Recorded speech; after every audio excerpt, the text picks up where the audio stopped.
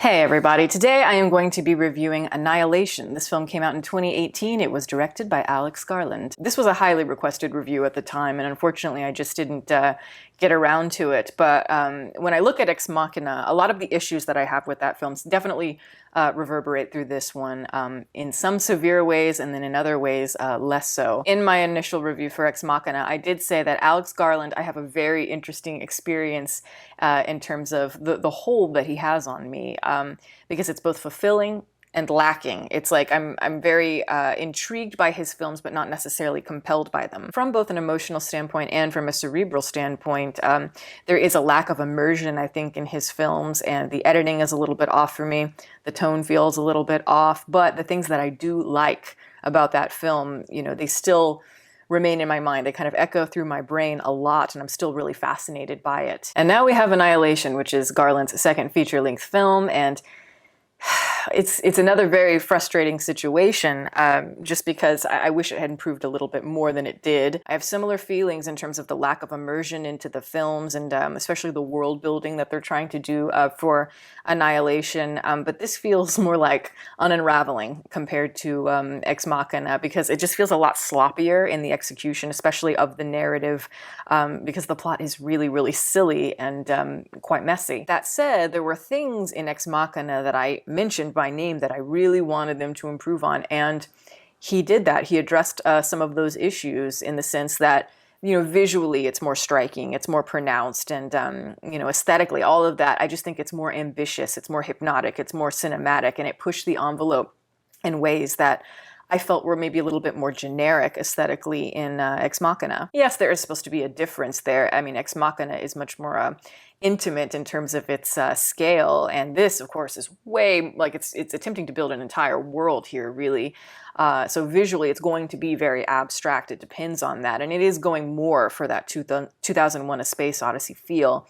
You know, it was always kind of flirting with that influence throughout, and in this one it satisfied me more to a degree. I do like the look of the shimmer. Of course, it relates to Tarkovsky's Stalker, which I guess you could interpret that as the zone in that film, but the shimmer in this film is considered like this very strange phenomenon that is occurring in the natural world, and it's almost like a new dimension you can step into. Not quite, but there's that quality to it, where all the evolution, DNA, time, it's all manipulated, it's distorted. Initially, I love just the look of the shimmer from the distance, and as they're walking into it the first time, it kind of looks like gasoline that's kind of leaking down by your car at a gas station into the street water. Just kind of like the prismatic colors moving, almost like a sludge, or almost like oil in water or something. There's just a really interesting texture to it, and it certainly is very LSD-like in terms of the movement, and, you know, like when they look down at their hands and everything, couldn't help but certainly think of that. And when I mentioned that this is more like 2001: A Space Odyssey, it's more in that third act. The lighthouse sequence at the end of the film, I think, was trending more in that really interesting, abstract and hypnotic direction, and it does slow down. And, you know, that was one of my complaints in Ex Machina, is that everything felt a little bit too brief or too sped up. It is very compact in some ways, but, you know, I was wanting a little bit more from the mood of everything. But slowing it down here, I think, really allows for that eeriness to sink in, and it kind of allows the void-like kind of emptiness of the sequence to take hold of you a little bit more. It's just more mesmerizing, and it kind of grabs hold of you a little bit more, where I almost feel like I'm getting lost in it. And again, this is exactly what I wanted from him. I also like aspects of the thesis, and I like, you know, a lot of the different concepts, as I said. I like the idea of thinking about suicide versus destruction. This is something I think about all the time, just in my personal life, because we associate the two with each other naturally, and yet there can be a huge disconnect between the two. The complexity of self-destruction and the need for it in humans, it's quite plentiful in us for sure, but I like the idea of using that existentialism and the idea of darkness and how it can relate to evolution in this way, beauty coming from pain, and I think you have a really nice template for provocative filmmaking. The problem is, though, is that they don't really explore the ideas. In fact, they become more simplified and closed off, I think, as the film progresses. And when I look at Ex Machina, yeah, it didn't quite push to the level that I wanted it to in terms of the ideas, but it at least incorporated the ideas into the plot in a more seamless and more satisfying way that just felt more thoughtful. Annihilation just felt a little bit sloppy, and I talk about with Garland, he has this interesting place where he's like in two different worlds at the same time. It's like there's this blend of kind of pulp escapism that I think he's really fascinated by, but he's also really interested in the more cerebral art house quality as well. I mentioned, Altered States when I did my Ex Machina review, and 2001. But when I watch Annihilation, I feel that same thing, that Altered States sort of feeling, and absolutely a mix of Stalker in there for sure. And I could be totally wrong on this, but I just have a feeling that Alex Garland might want to be trending a little bit more in the cerebral direction. He's more interested in being compared perhaps to Kubrick there. But unfortunately, when I look at Annihilation, it reminds me a little bit more of like Robert Zemeckis' Contact. And maybe it's just because I watched that film recently. It was a nostalgic film for me as a kid, but yeah, that film is really stupid, really, really stupid. But it's also interesting at times cinematically, I can't lie. Though that might be a harsh comparison, it's still really fresh in my mind. I just don't think that was the intent, certainly not the intended influence. And one of the things that bugs me in Annihilation is the lack of tension. And I think that's just a problem with Garland overall, because I'm intrigued, not compelled. Yet again, I say that a lot, I feel like. But for me, I think one of the things that could have really fixed that in Annihilation is just the initial framing device that they're using for the plot here. Because to me, it smothers the tension where it is desperately needed. We really, really need some tension here, something to spice it up. Because we have Natalie Portman here as the protagonist, and she is, at the beginning of the film, the only surviving member of this expedition that went into the Shimmer. So she's being interrogated here. And that seems like a big spoiler, but it's not really, because it's all in the first scene. And not only that, they reveal all of the names of the different people that were on the expedition. So it's like you remember the names and you know that they're all gone. I think this is a device that you have to be careful in terms of how you employ it. And I think here, it's likely meant to be that sort of thing where it's like knowing the fate of the crew already gives you something to build towards. And so it's like you have that curiosity already planted within you. So it's more just we want to know how they were killed and why and when and all of those things. But for me, the characters here, in terms of the way that they're written into the script, I just don't think that they're interesting enough. Certainly not interesting enough for this particular framing device to work for me, because it's already too kind of deflated in terms of the momentum. But that interrogation scene, which we go back to constantly throughout the film, it does remind me a lot of the scene at the end of Contact where Jodie Foster is getting interrogated after she's visited space and nobody believes what she's seen. And I think to myself, what if that film started with that scene and she was kind of narrating and going back and telling the story? It would be a very, very different experience. I like the idea of just not knowing what's going to happen, this sense of danger. I think it's the unknown to these scientists that can be really jarring, and for me, is very exciting. It's that slow reveal, and I think it just creates a little bit more emotional potency and, immersion. But also, there's just pacing issues. Yes, I talked about how the ending is drawn out a lot more in the ways that satisfy me, but there's a lot of stuff, particularly in the midsection and in the beginning, that are just, we're breezing past a lot of it.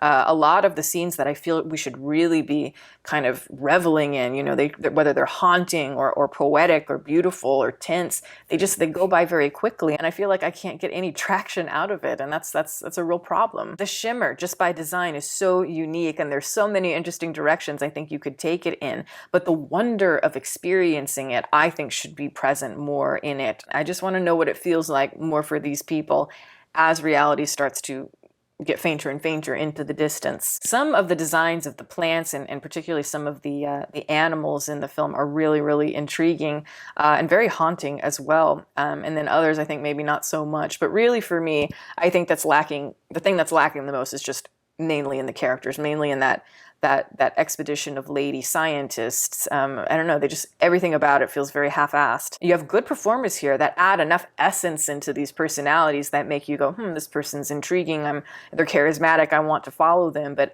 only on a very basic surface level. That's the actors doing that, it's not the writing. Each character is an archetype that is serving some sort of cliche function, and I think that's actually fine. I just think if you're going to do that, you should maybe create a little bit of nuance or originality to accompany it. And also each lady in the crew, it's like they each have something that is assigned to them that is some sort of weakness or something that kind of represents the whole idea that's contributing to self-destruction and the thesis of self-destruction as it exists in humans. I'd rather see that pain kind of rooted, more incorporated into the characters and their interactions a little bit more. So we have, somewhere to build from. Natalie Portman is the protagonist, of course, so she is the most developed for sure.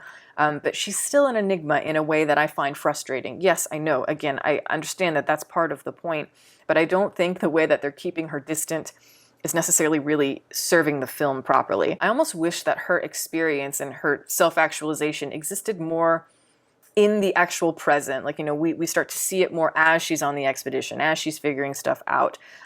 Because I feel like we're focusing way too much here on her flashbacks and her life kind of previous to this. And I really don't think these flashbacks are that necessary. There's nothing in them that we couldn't just kind of show with a singular image or a singular, pillow shot, something of that nature, or just little flashes. But I don't know, I feel like it really slows the film down, and not in the way that I mean. I like the way it slows down in the third act for sure, because that's more abstract. It's more what I'm going for. But here it just feels like, again, it's smothering the tension. We don't need a lot of wordy exposition, and a lot of this, like I said, I think it could really just be inferred, and I think it would be more interesting if it were inferred. And that's why I kind of struggle, with Garland, or I keep struggling with him, because I feel like there's this great instinct in him, and then there's a bit of a lack of self-awareness at the same time.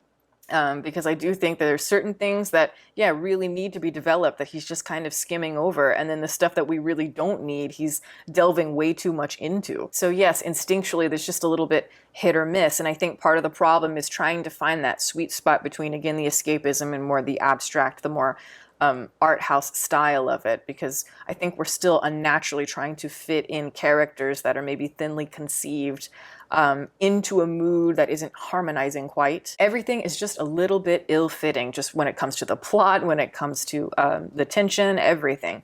I look at like Jennifer Jason Leigh, I love her as an actress. She's fantastic. I see her more as a character actress though, and she tends to be really good at the slow burn. But unfortunately, there's just no character here really at all. It's like we get hints of who this person could be. She's very dominant for sure, but it's hard to read what's going on. Is she more sinister in her motivations, or is she more noble? And I like that, but again, it's like we're not given enough. Like we're barely just dipping our toes in here. You have the kind of butch stand-in for Michelle Rodriguez, Gina Rodriguez, this time, and I thought she was absolutely fantastic.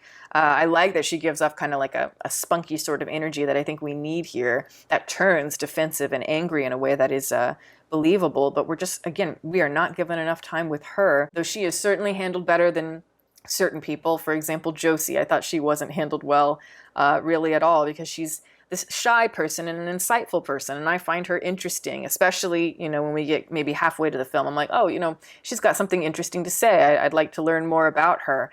She is kind of aloof, and yes, she's a self-harmer and all of that, but the moment we start to have any sort of breakthrough there, it's just kind of cut off. So it all does feel very stereotypical and surface level, and it just doesn't have the impact that I think that the film needed it to. And in the end, especially when you get to maybe the last couple of scenes, it's just not paying off as a conclusion for me at all. Anything complex that could have been arrived at, I feel like it just kind of dies immediately as it starts growing.